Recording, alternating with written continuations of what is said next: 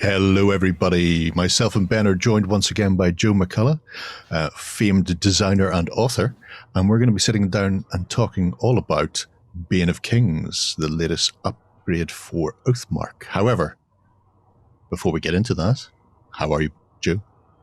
I'm doing all right. Enjoying that the lockdowns are finally lifting. I've actually got a Wargame scheduled for in a couple of weeks. Will be the first one in a year. So with real people, with another person, yeah. That's nice. That's great. Yeah. First time actually playing for fun in 12 months. So nature's healing. Nerds are colonizing tables again up and down the land, which is what we like to see. Absolutely. And I didn't realize how hard my job actually is without being able to play. Mm-hmm. Not obviously in a playtest sense, certainly, but even more in just kind of keeping up that enthusiasm, because that's why I love it, is playing with other people, and rolling dice and having fun, and just not having that and not having the conventions as well. Yeah, it's just been like, yeah, the conventions is a big one, because especially for things like Oathmark, which we'll get into in a little bit, it launched just before everything hit, and we were expecting you in February, I think, last year, to actually get some games on the table, and it was going to be the whole, just as it was starting. The plane tickets, Now we're sitting over a year later, almost a year and a half later, and it's not just Oathmark, but you're now up to supplement number 3, and I feel left behind. I'm in the wake here. But for people who aren't aware of Oathmark, but are aware of things like Rangers or the Graves, this is a very different take from the sort of narrative, small scale skirmish games that you've been working on up until now. So what is Oathmark? Battles of the Lost Age.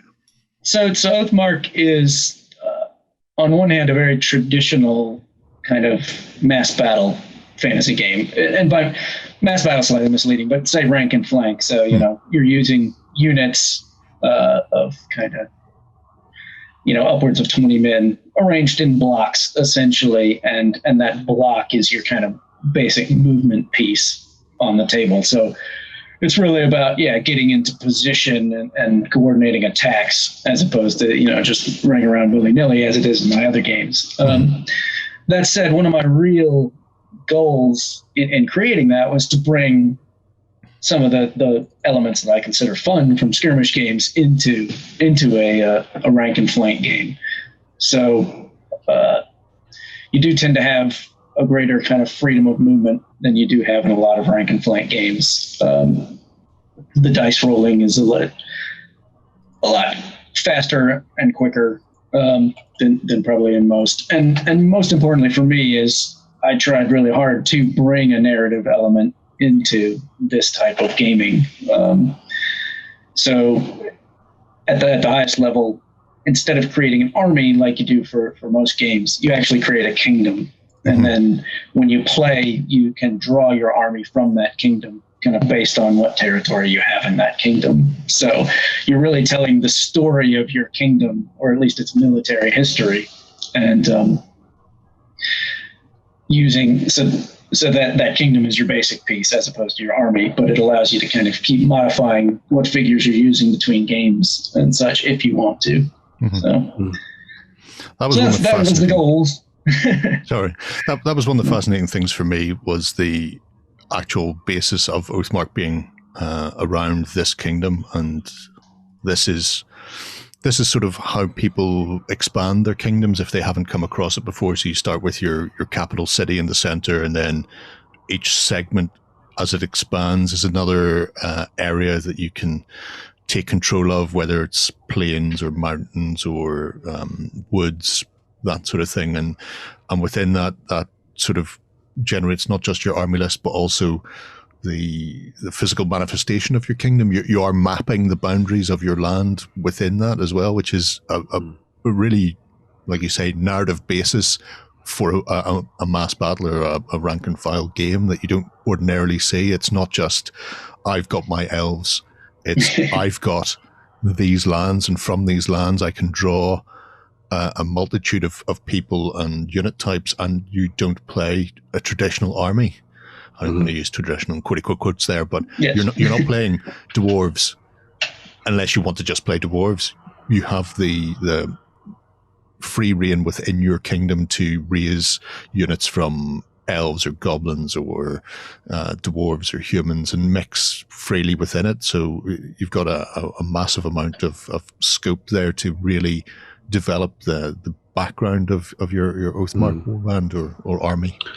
It was definitely something that really drew me to the game initially when we were looking through it and reviewing it and that kind of thing, was the idea that it does all the things that I was doing back when I was playing, for example, Warhammer Fantasy Battles and stuff, where I was naming all my generals and making sure that all my units had champions, that I knew their characters and how they fought and that kind of thing.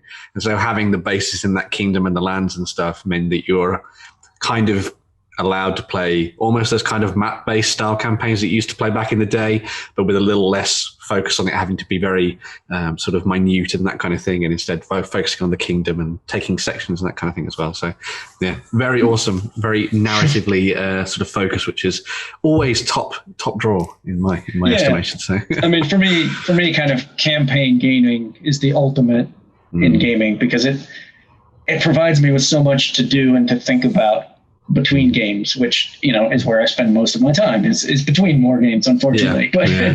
So the more I can kind of let you play when you're not actually playing, the better it is. But it presented some real interesting design challenges because, you know, I realized early on, I can't just kind of advance armies in the same way I advance characters, say in Frostgrave, because it just so quickly spins out of control. You know, it so quickly becomes imbalanced. So I needed another way that you could feel like you were improving without throwing off the balance when you actually got to the tabletop. So, and I think we saw that in more detail. I think it was the Battlesworn expansion, which was the first one, which allowed you to do the battle honors thing for different units and stuff, and heroes where. And as you say there, it wasn't massive, huge shifts in how something works and all that kind of thing. It was small things that add a narrative element to a unit or a character and give you that little tiny gameplay element, a sort of benefit or element and things you could play around with, but without taking things to like the nth degree and stuff, which is really cool. Yeah. I think you don't really need like huge bonuses to achieve what I want to achieve anyway, which is building that connection with either that unit or the character. You know, this is a storied unit and it has a little bit of in-game modification to represent that, but it's more about how you feel about it that's important. Yeah, which is very, very handy because everybody has that unit of either super elite that never performs or the unit of complete garbage, the chaff that you had a few points left at the very end of list building to throw at. And then they just punch above their weight in every battle they're in, and being able to go back and rain battle honors down upon them and really make them a focal point of your, you know, everybody knows that rabble at the side of you don't go near them. They don't really socialize. They're terrible people, but you put them on a battlefield and they'll take everybody apart and you go, it's worth recognizing them. And it does add that classic feeling of developing your army and having character. It's not just another, you know, goblin spears. They're, you know, rat guts boys, and they will just take you to the cleaners every time. And you know, it's reasons like that is one of the reasons that you play games. Because it was nice reading about that within the Battlesworn book and sort of seeing a narrative focus follow through, because obviously those units couldn't get those if they didn't do something. I love that it was like you were encouraged to use the things at your disposal from all the different angles of your kingdom, and then when they do achieve something in game, they get a benefit for doing so. You can't just give it to the best unit that you've held at the back, and you haven't put them in combat just because you want to get some bonuses and that kind of thing. So it was nice to see that it was done in the narrative sense, not in a sort of like a gamey sense, which was really cool. So yeah, and I think it also works well because of the way the campaign system works, and because you don't have to essentially take the same army every time. Yeah. You can move these units in and out, and you can have more kind of these legendary units in your kingdom than necessarily appear in your army. And so you can even build more kind of history of, I've got 3 great units of cavalry, which one's at this battle, or especially when you sometimes see in games things like Palace Guard, Elite Palace Guard, and then they take up half the battlefield. You're thinking, well, who's at home guarding the palace? Why are they all out here? What's going on? It's peculiar to say the least. Obviously, when you started, it's very Tolkien-esque. I'm going to say it's those sort of archetypical races and that feeling or period within the Oathmark world for your actual combat and fighting. So you're not going to see black powder weapons in the books at the moment, and you're not going to see massive sort of steam engines or weird steampunk-esque machinery with goblins raining down bombs on top of people from Batwing gliders. Was that very deliberate choice? Yeah. To just steer clear of the sort of the current tropes? Yeah, for a couple of different reasons. One, I'm just more drawn to that classic kind of Tolkien, more Dark Age than kind of Middle Age or late Middle Ages that's often seen. And also it worked well with the problem with, I guess, dividing it or having these weird things is these weird things tend to be very dominant and present in their games. And because I wanted a system where you could literally make your army up of everything, you can't have too many of those things, or you'll end up with an army of just those things, which just makes for a very messy game, and makes for not the game I wanted. I want, these ranked units. And while you can have something, you can have a dragon, or you can have a giant, or, there are some other weird special creatures you can have, they still, for the most part, work within the same rules framework, as opposed to kind of having their own rules, which tends to be what you need if you want these really crazy things. So yeah, it was both a kind of what I wanted for the world, but also what worked better in the rules kind of sense. And also because, Osprey and North Star are doing this miniature line at the same time, and they very much wanted a classic, mythology fantasy setup, not going too over the top, because, nobody before that was really doing generic fantasy plastics. Sure. Certainly not not in plastic, and not on this scale. You may find them in tiny metal figures scattered about the internet, but 15. But so it's a nice niche to carve out, because everybody loves some classic fantasy. I also like the fact that you haven't gone for the usual good and evil. Even when you look at Oathbreakers, which was the second supplement, and brought in the undead, just because it's an orc or a goblin or a dwarf doesn't mean they're bad people. Exactly. And this is something, for the most part, I try to bring to most of my games, at least the competitive ones, where I generally want to leave kind of morality out of it, because players have a very personal opinion on that. Sure. Like, some players only want to play kind of White Knight, paladin-y types. Other people love to play the necromancer, super evil kind of thing.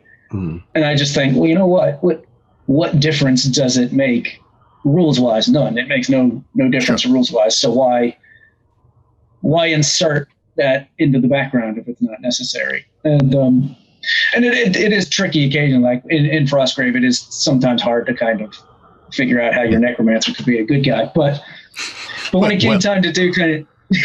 I put it to you that the necromancer who is bringing people who are already dead to fight and protect their kingdom, in many ways, is more moral than the general who is sending poor serfs off to their death. So really, all necromancers are good guys. Well, that actually worked out better when it came to do it in Oathmark, and when I got to Oathbreakers, because yeah, you've got these armies of the undead, but yeah, who's to say why exactly they've been brought or exist? And and I think that feeds back into the thing that we I guess is like a running theme throughout everything we've talked about with Oathmark, is the idea of telling stories and narrative. Because if you do have an army that's made up of, for example, revenants and goblins and some dwarves, how are they linked? What is the story between them?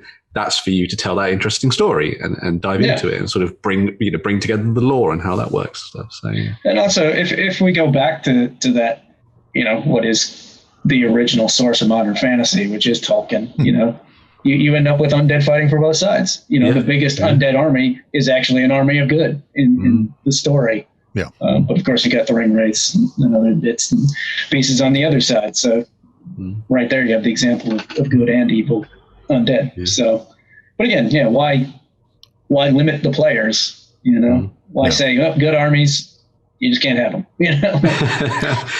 That's not fun. No, it's always a terrible thing when you see something your opponent can take that you can't as well. Exactly. Think, that would be so. And then you get you can start an army of that. I don't want to start an army of that. It's very good for the collector's gene that we all have, where it's like, new monsters have come out or new units. I can add them into my kingdom. How you do that? Yeah. We found an undisturbed burial ground, which was the last resting place of a great hero within our nation or something and stuff. Yeah, I think that's, I've always been what I think of as a miniatures first gamer. I go, those miniatures are cool. I'm buying them. I'm painting them. Okay, now what can I do with them? What can I use them for? Yeah. Exactly. So and that's just me. I also understand people who are kind of, this is my game. This is how it is. I'm going to buy miniatures for that. Yeah. That's fine, but different strokes for different folks. So that's what they tell me. So after the first two supplements, you've now added essentially an additional race and some new and interesting sort of narrative. You don't really include sort of scenarios. You include military expeditions, sort of short narrative stories for the campaigns, which is really nice in the books. But now you're moving on to Bane of Kings. So what is this going to bring to Oathmark, and how is it going to change up and sort of shake up the worlds that people have built? Okay. So the biggest thing I did, or the biggest section of Bane of Kings is, I can't actually remember what it's titled, but I think it's called Kingdom Events. But essentially it's to... because I'd invented this kind of narrative system for telling the story of your kingdom, but I realized actually I've only told the military history of your kingdom, and obviously that's the place you want to start because it's a war game after all. And if you don't have the war, you don't have the game. But I thought there's so much more that you could bring to that kingdom in terms of its history, and so much more fun you could have. And so, I invented this what is essentially a giant table for things that happen to your kingdom between battles. And this can be anything from, you have floods or a plague or, locusts, or it can just be you have a strange wandering wizard that passes through your kingdom, or you have migration into your kingdom, or, some weird meteor falls from the sky with strange iron. And all of these things have some effect on the battles to come or the next battle to come, but they're usually minor. So they're both ways to just add a little bit of change and spice to your game, but also to aid in kind of chronicling your kingdom. So I was kind of really thinking about that, like the Anglo-Saxon Chronicles, when I was working on this, and how it's, in the year whatever the comet fell from the sky. Oh yeah, and we fought all these battles against these guys. Because I thought that's kind of how I want to play the game. I want to have a journal that I'm kind of keeping track of these things in, and so it was just a lot of fun coming up with all these different things and that could happen, and ways for you to just slightly maybe change your army for one game, or to give you the kind of limitations or advantages that generals would have to have thought about. And well, either in history if they're possible historical things, or in fantasy if they're fantasy things, but like things just you got to take account of. I think what was quite nice about reading through it is it kind of, well, obviously it doesn't have obviously it has effects on gameplay, not massively, but it does tweak things here and there, but it almost acts a little bit, and obviously the game's not meant to be taken overly competitively, but it's kind of like that sort of a little bit of a leveler in some cases. So maybe something terrible happens to the guy who has been dominating your kingdom, and suddenly you get that little bit of an advantage in that next game, which I think is really nice. And then that feeds into those water cooler moments, I guess you'd say, when it comes to playing through a campaign and developing your kingdoms in Oathmark, where you're like, oh, do you remember when that happened, or that magical storm raged through the empire, and that kind of thing.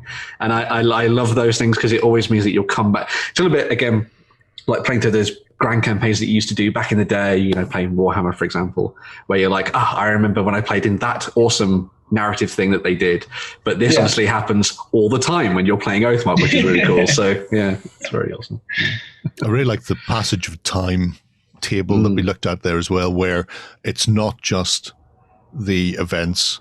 It goes, you've been 3 years since your last military campaign, and then this happens, and then maybe 4 years after that big event, that cataclysmic event that's been written into the annals of the kingdom, then the kingdom next door stirs up, and then we have another campaign against those, and you can develop this, like you say, this timeline of what is happening in your kingdom, and you can have that alongside your map, and you can see the kingdom expanding and the things that are affecting it, whether it's losing the heir apparent to the throne, or all of a sudden striking rich minerals across a mountain, and all of a sudden having better equipment for everybody. And it's like, oh, the heyday, the high water mark of my kingdom is here now. It's all downhill after this one. But you can plot out these events across your timeline, and in the year of our Lord Elfins and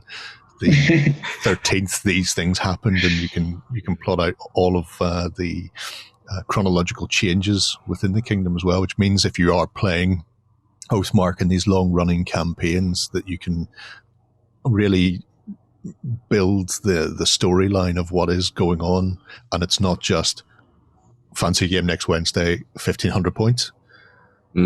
Sure. Yeah. And it adds so much more to the games, having these and linking them all that way, I think. Yeah, I think this is one of the only times where, so I came up with the title for the book first, which is kind of unusual. And I just really liked the kind of resonance of Bane of Kings. But then I started to think, like, what is the Bane of Kings? Like, is it the poison in the cup? Is it the armies? And then I thought, what, the only thing that's the Bane of all kings is time. Time will eventually destroy all kingdoms. It will, especially since we're playing in a lost age here. We know that something happened, that the age was lost. So it essentially took them all down.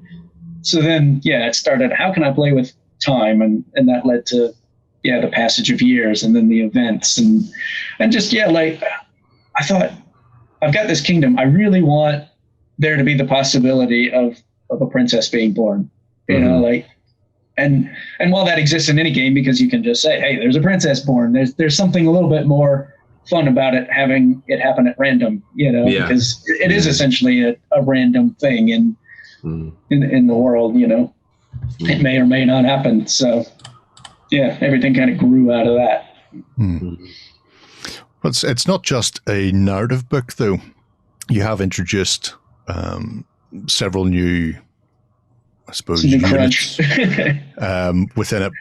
within the game as well. So chariots, which obviously had been rolled out with the undead, are now available to all factions, and they've also a whole host of stone-based, I suppose, constructs that may. I was going to ask about this. Is this one of these? Are these elements that you had thought about for the core book, but not had space to put them in, or are these things that came up later that you were like, you know what, I want to talk about Colossus, I want to add those in, sort of? It's more that. So, and interesting, they both kind of again grew out of this time idea. So the chariots, I brought them into. into the last book with the undead list, just because it was a cool idea, because the undead have this, they're just older. They have to be older than anyone who's there, because they lived before, and chariots kind of, I think, resonate with us as being a very ancient weapon, because we associate them with the ancient Egypt or the ancient Celts. So it made sense for them to go with the undead. And then after I did that, basically Phil Smith, the editor, went, well, now you've given chariots to undead, you got to give them to everybody. Everybody's going to want chariots. And I thought, oh no. But actually, I thought this actually works out well. And while I don't have a huge kind of narrative for the world, I liked the idea that chariots were forgotten. Then kind of the undead came back, and everybody went, well, those chariots are really good. We should get chariots. So a little more time has passed, and the other kingdoms are now adopting chariots. It's an arms race. It's what we've seen in our own history, especially around biblical times, that the propensity of some kingdoms to use chariots therefore made other kingdoms start to develop chariot technology. And so you see it's interesting that it's gone full circle in the fantasy world, where something old is new again. What's been quite nice from kind of the hobby element of things for this as well is that obviously those official kits aren't available quite yet. They may be in the future. But a lot of people have been scratch building their own. And I've seen loads of blogs online where people have been like, oh man, I really want to make some awesome goblin chariots and stuff. And so they've been kit bashing things together, using all the kits that are available currently in the plastic ranges as well, and putting them to, and so it's been really nice seeing what people envision a dwarf chariot to be like and stuff. Right. So, and what pulls it. And exactly. That kind of thing. Exactly. So, like your undead one can just have a bunch of running skeletons, Exactly, yeah. And then the same thing obviously for the big sort of animated stone, monoliths as well. So the thing with them was that came about because, again, this kind of time I was thinking about what might have been militarily kind of a constant throughout all of this time. And, obviously it can't be a living thing.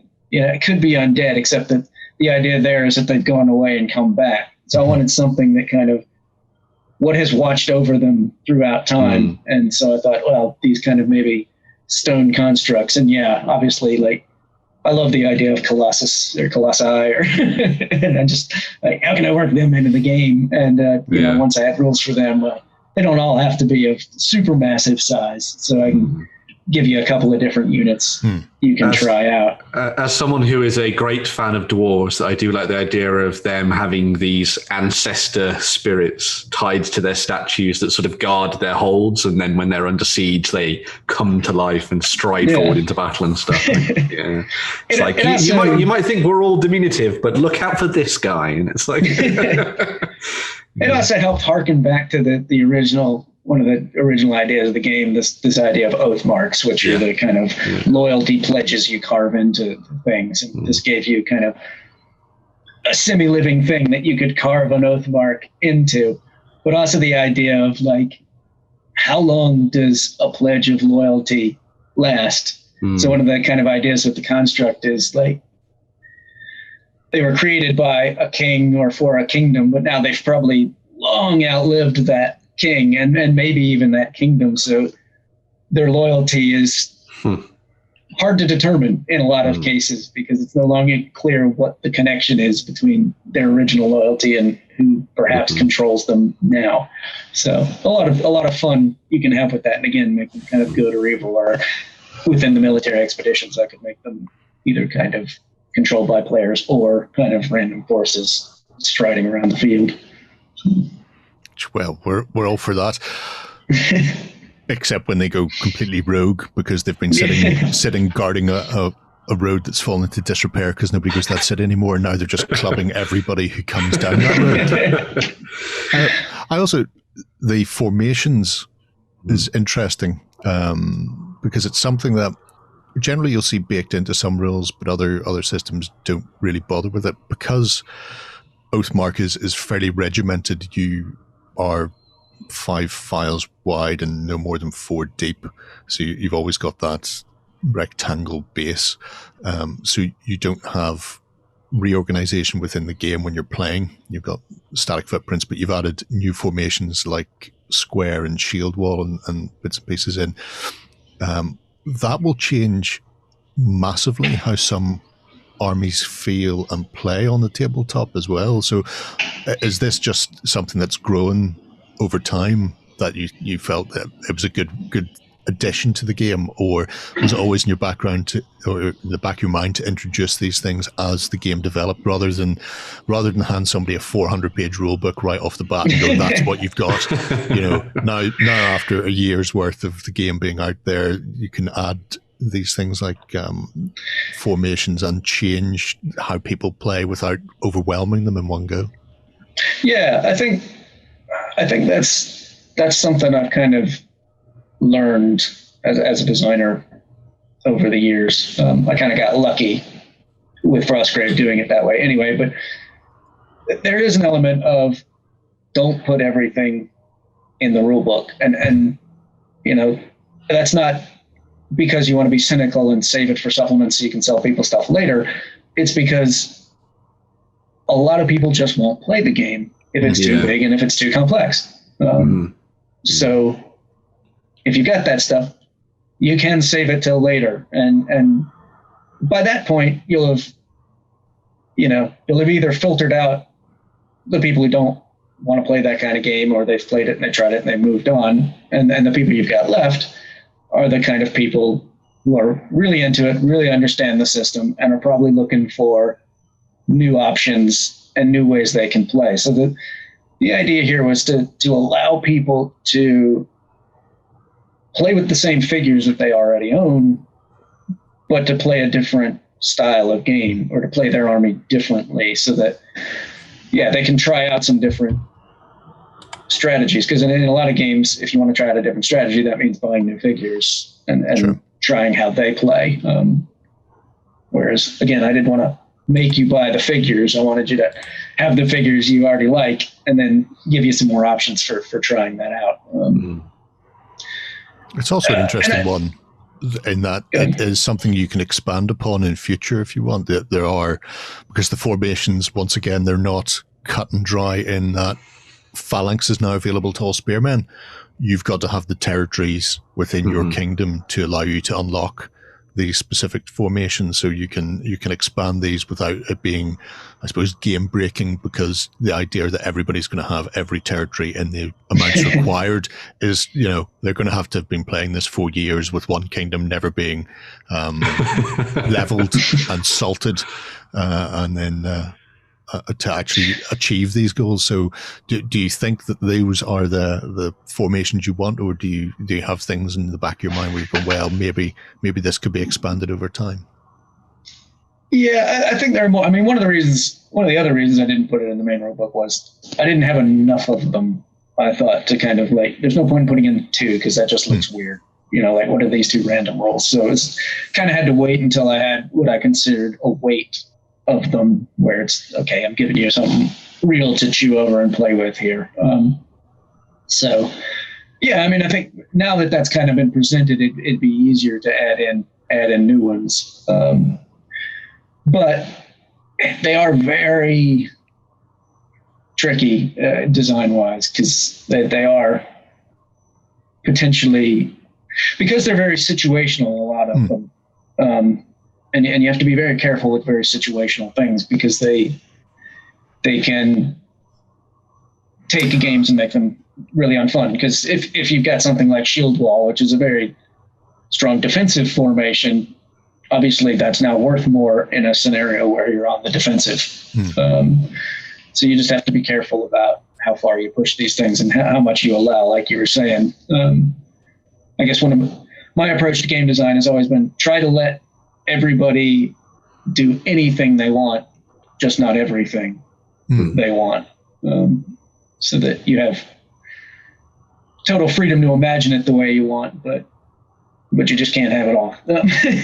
So there may be more. I don't know. It's kind of, most of these mimic historical formations, and I think I used what are the classic ones people are aware of, so that there are others out there. And there's certainly kind of ones that may only exist in fantasy that you could think about, but I don't know.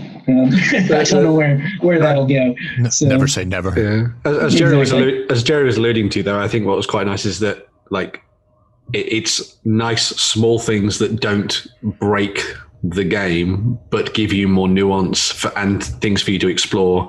Similar to what we saw in the earlier expansions, where you had the addition of things like different ways that people can engineer and build and change the battlefield. And then you had rivercraft that were also included in Battlesworn as well. So if you want to add ships in, you can do. If you want to do something like a siege, you can do. If you want to go in and delve into sort of formations, that's something that you can do, but it's not going to overly change everything so that it's something you must attempt and stuff, which was cool. So. Yeah, and a lot of that goes back to that kind of question about the kind of craziness, because a lot of games expand and evolve and change and give you new options through that craziness.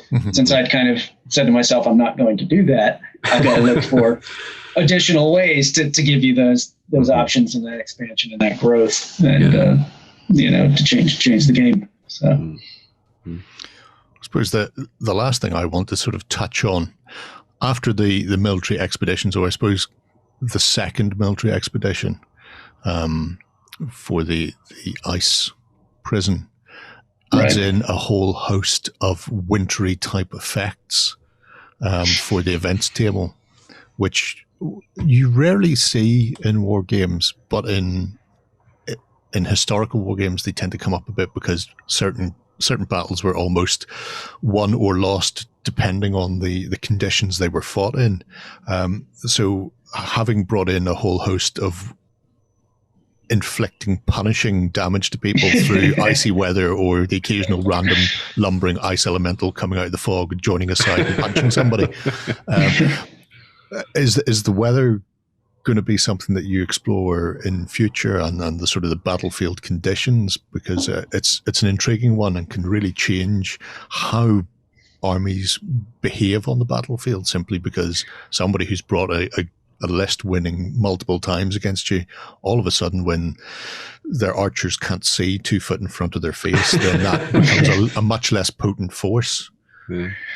Yeah, so in the original game, I've got this optional rule for kind of strange and strange and I can't remember, cataclysmic events or something like that. And these are totally random things that happen. And the strange events tend to be very minor, like, A knucker eats somebody walking past a water feature. just kind of one guy is grabbed and killed, or a random archer that you don't see who is hiding in the bushes takes a shot at your men or something like that. And you kind of expect about one of those to happen a game, maybe 2.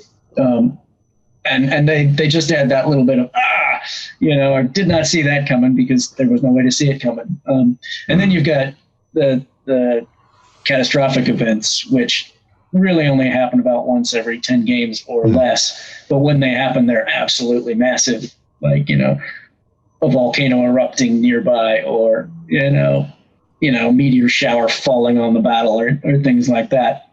And the great thing about that was, because they're just tables independent of the mechanics that generate them, I can just lift them out and put new ones in. So while doing a military expedition set in winter, I could put strange and catastrophic events that are all winter based. And it would be very easy to do one for summer.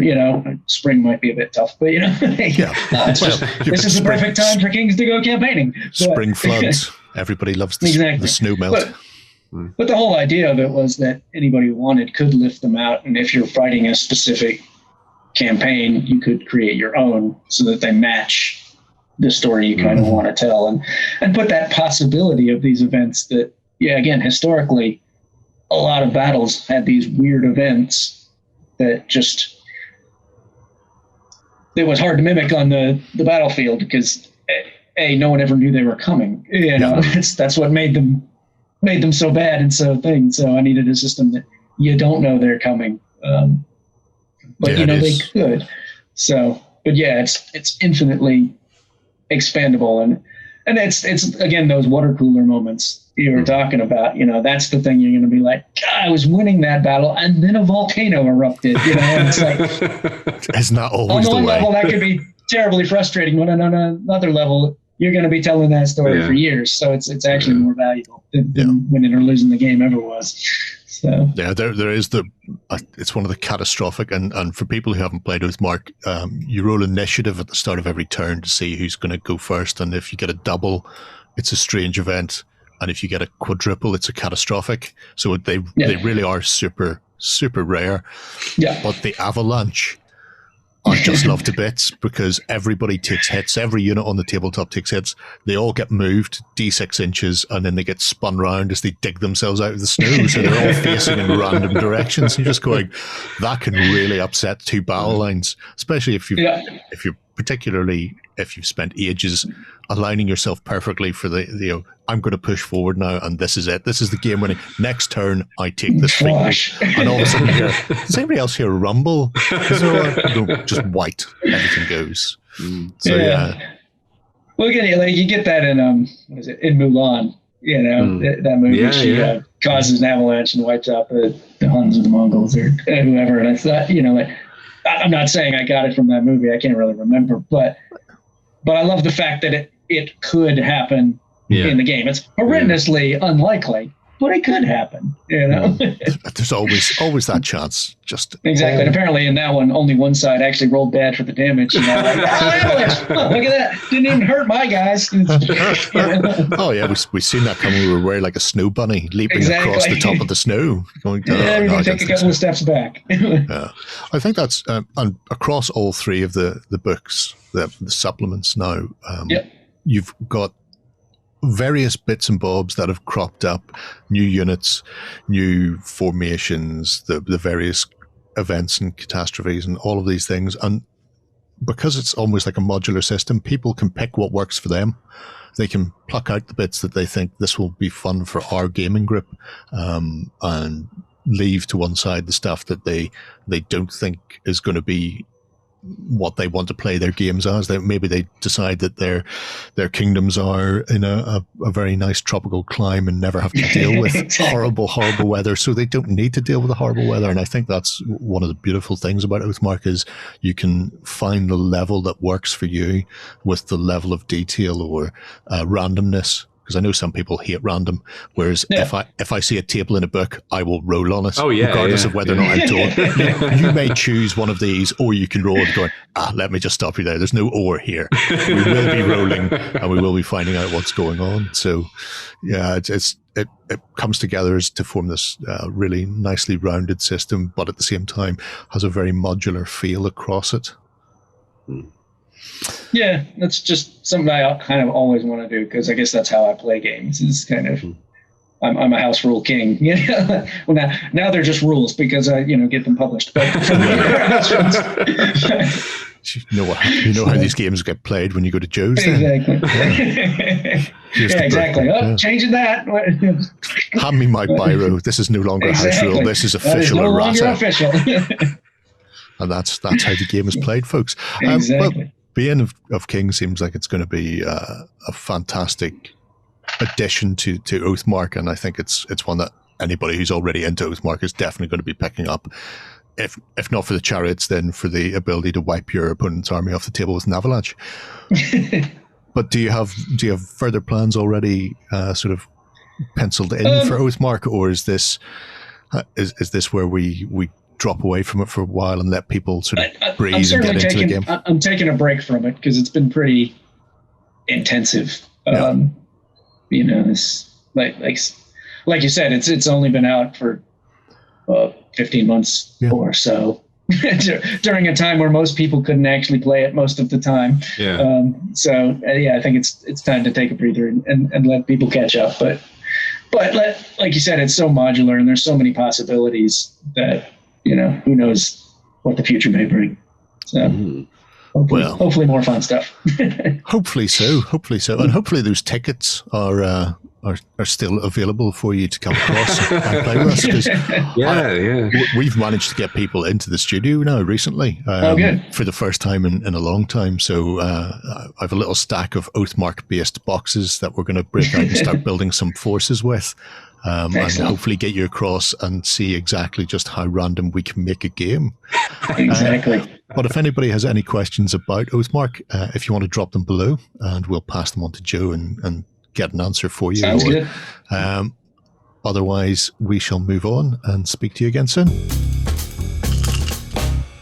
Go ahead and check out our other content on screen now. And while you're at it, why not hit subscribe and remember to ding our dong.